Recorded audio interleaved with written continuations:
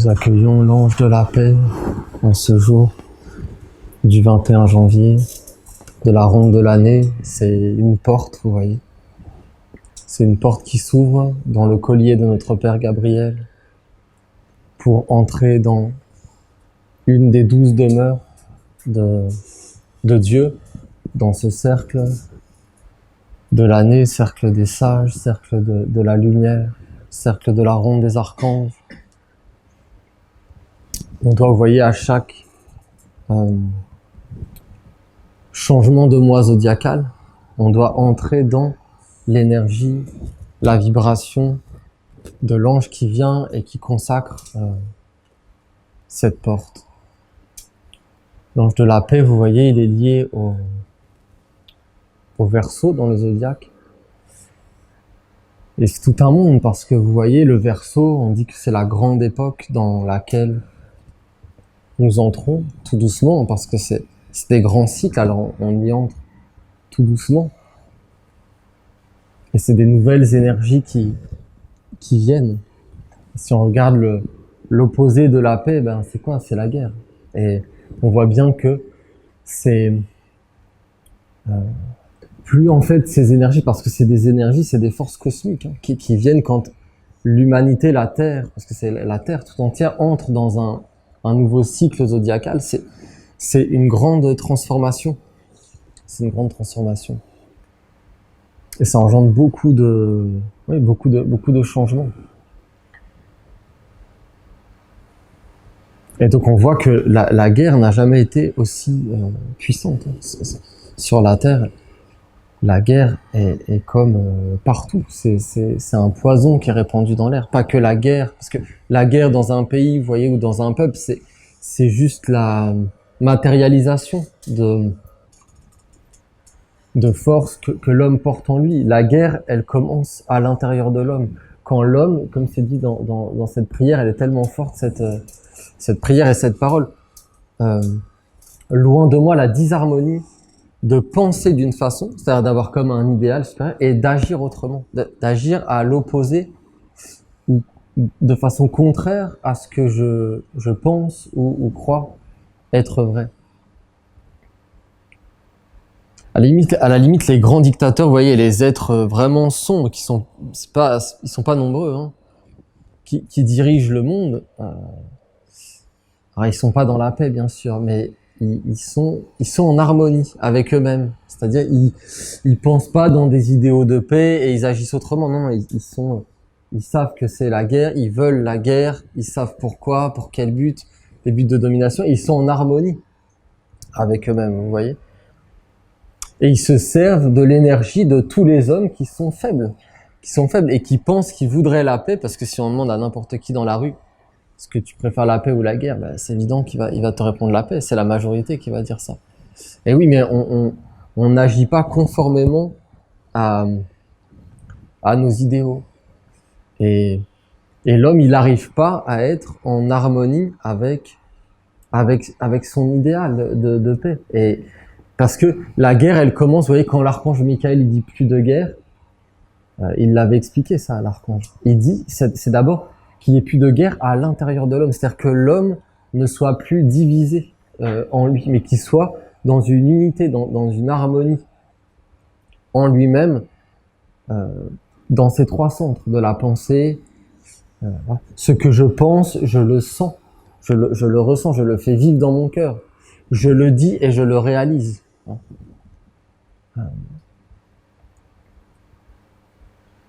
Voilà. Donc c'est ça l'harmonie. La paix, c'est un mot qui a été tellement galvaudé, dénaturé, que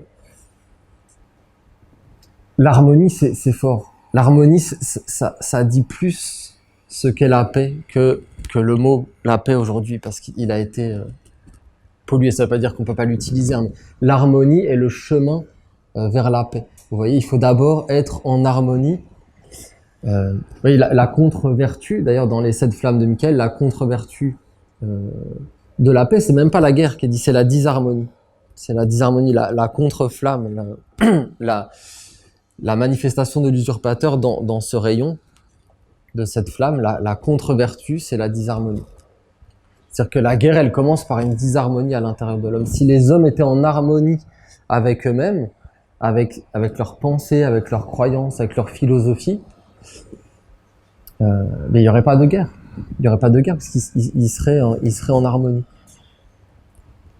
L'homme entre en guerre dès lors qu'il n'est pas posé à l'intérieur de lui, de qu'il est toujours dans une recherche de ce qu'il n'a pas. C'était un grand thème de la célébration, là, des psaumes. Ne cherche pas, c'est vraiment lié au commandement, il était omniprésent dans les... Alors, je vous avais parlé il y a le commandement de Moïse, tu ne convoiteras pas, qui a été comme reformulé, mais si vous regardez, c'est le même. Par l'archange Gabriel, quand il dit, tu ne chercheras pas à acquérir ce qui ne t'appartient pas, ce qui ne t'est pas utile, ce dont tu n'as pas besoin. Oui. Ce commandement, il était omniprésent dans les psaumes de la célébration. C'est-à-dire qu'on doit être centré en nous-mêmes, on ne doit pas s'occuper des autres. Et si on s'occupe des autres, c'est pour le bien. C'est pour faire le bien et répandre le bien. Mais nous, on doit s'occuper de ce qui nous appartient et le faire fleurir. Ouais, c'est ça qu'il veut l'archange Gabriel. Et même le psaume là, de cette semaine qui va être étudié, ne cherche pas dans l'autre ce qui te manque. C'est le titre du psaume. C'est-à-dire soyez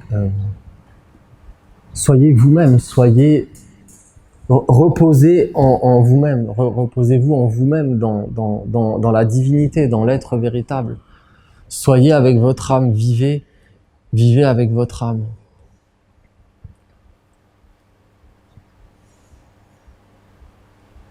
Vivez auprès de ma source, on l'a chanté dans la célébration, vivez auprès de ma source, gardez son eau pure en vous et autour de vous. Car c'est ça l'eau, c'est ça, l'eau elle veut descendre, mais en fait l'homme il fait des barrages. La source, c'est vraiment quelque chose que Olivier il a tellement travaillé, notamment avec ce mouvement de l'arbre de vie. Combien de fois, c'est vraiment un mouvement de base des Esséniens, d'ouvrir les mains, d'accueillir la paix, d'accueillir la grandeur, de s'élever et de faire couler l'eau de la source, l'eau de la vie pure, dans notre pensée, dans notre cœur, dans notre volonté, qu'on soit une unité. Mais c'est tout un chemin, vous voyez, la paix, c'est comme un sommet. C'est comme un sommet parce que il faut d'abord, bien sûr, voir aussi les deux natures. Jésus dit, je ne suis pas venu apporter la paix, mais l'épée. Vous voyez, ça peut paraître contradictoire. Mais bien sûr qu'il est venu apporter la paix, mais pour que la paix s'établisse, il faut d'abord que l'homme, il ait opéré un discernement à l'intérieur de lui, qu'il ait comme séparé les deux natures, accepter de voir qu'il y a un monde qui n'est pas le bienvenu. Qu'il y a un monde après en évolution, où il doit y avoir une tolérance, un côté humain en chacun de nous qui est là, c'est évident. Et après, il y a le divin. Vous voyez, c'est tout un enseignement qui est lié au cercle des sages aussi, aux 24 sages. Il y a le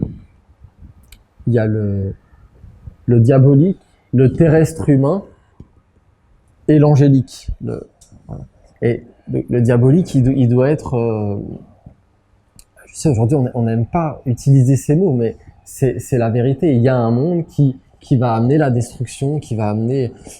donc c'est diabolique, ça veut pas dire que c'est absolument négatif ou que c'est mal en soi, c'est un monde qu'on doit connaître, qu'on doit maîtriser, qu'on doit apprendre à confiner. Donc c'est ça quand il dit « je suis venu apporter la paix », Jésus, il dit « je veux que tu vois, toi, humain », c'est pas Jésus, c'est Dieu à travers Jésus qui dit ça, vois ce qui n'est pas compatible avec le royaume de Dieu. Regarde-le et apprends à le conduire dans la non-existence en te concentrant sur l'angélique, sur les vertus. Et après, au milieu, entre les deux, il y a le terrestre humain. Et le terrestre humain, il est en évolution. Il faut être tolérant. On est chacun en évolution. Vous voyez, on a chacun notre chemin.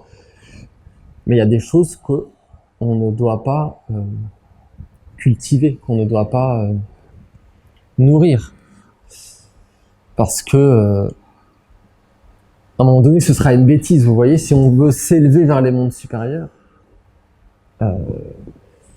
c'est ridicule. Vous voyez, c'était dans le psaume 285 que je vous ai lu dans la célébration, mais il est vraiment, il est fondamental ce psaume. Et il dit cette parole, elle m'a marqué. Il est ridicule, vraiment, elle est dans l'air cette parole, hein, parce que ils veulent qu'on entende les mondes supérieurs, parce qu'il y a des choses qui ne peuvent pas continuer à être nourries. Dans un passage comme on le fait là d'un jubilé, il y a des mondes, c'est stop en fait. Et donc il dit, l'archange, il est ridicule de vouloir pénétrer dans des mondes supérieurs, tout en voulant continuer à vivre la même vie. Vous voyez ? C'est-à-dire que ça n'a aucun sens à un moment donné. Sinon, faut pas aller vers les mondes supérieurs. Si on va vers les mondes supérieurs, c'est pour nous transformer. C'est pas pour rester les mêmes. C'est pour nous transformer. Voilà. Donc, et alors, vous voyez, la paix, c'est comme un état ultime. Hein, le dernier évangile de Gabriel, d'ailleurs, s'appelle l'état ultime de la paix. Vous voyez, l'état ultime de la paix, c'est un état ultime. C'est un sommet, comme c'est dit dans la prière, et rien ne peut être dit. Seul celui qui entre sait. Celui qui entre, qui goûte le fruit de la paix, peut savoir. Et la paix, c'est un état de plénitude. On peut l'associer, vous voyez, à l'harmonie. On peut l'associer à la plénitude aussi. C'est un état de plénitude. Mais ça commence par un côté, on pourrait dire manichéen, mais dans le vrai sens du terme. C'était ça l'enseignement de Mani, de voir aussi, de pas être dupe, de pas être naïf, de voir qu'il y a, et pas de regarder ça en l'autre, de le voir d'abord en soi-même, qu'il y a réellement un côté sombre et des mondes à l'intérieur de nous qui nous échappent et qui nous contrôlent en réalité, beaucoup plus qu'on imagine. Et donc qu'il y a deux natures et qu'il y a un monde qui est incompatible avec le monde de la lumière, qui peut même pas rencontrer la lumière. Ou alors il doit être pris à bras le corps et il doit être transformé consciemment par des alchimistes, des êtres qui ont pas peur de voir le sombre et qui entrent dans un travail de tout nettoyer, d'être sans peur. Plus de guerre, ouais, soit libre de peur. C'est deux vœux qui se rejoignent. Pour triompher de la guerre, il faut être sans peur, il faut vraiment être dans l'amour de Dieu intégral. Et vouloir se conformer à cette hauteur, vous voyez, à cette hauteur, à cette grandeur d'un monde divin, d'un monde de pur amour, de pure sagesse. Et c'est ça l'enjeu de cette époque.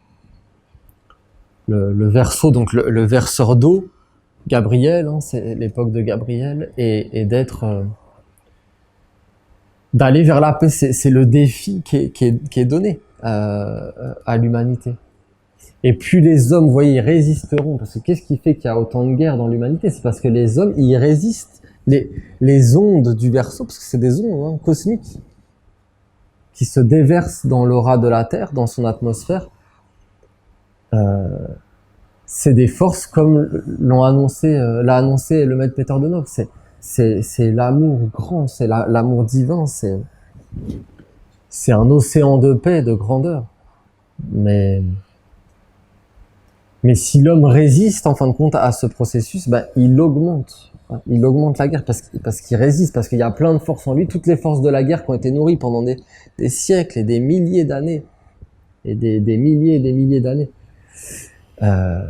Elles sont là, et elles sont bien là, et elles maintiennent l'homme en arrière, elles veulent garder leur proie.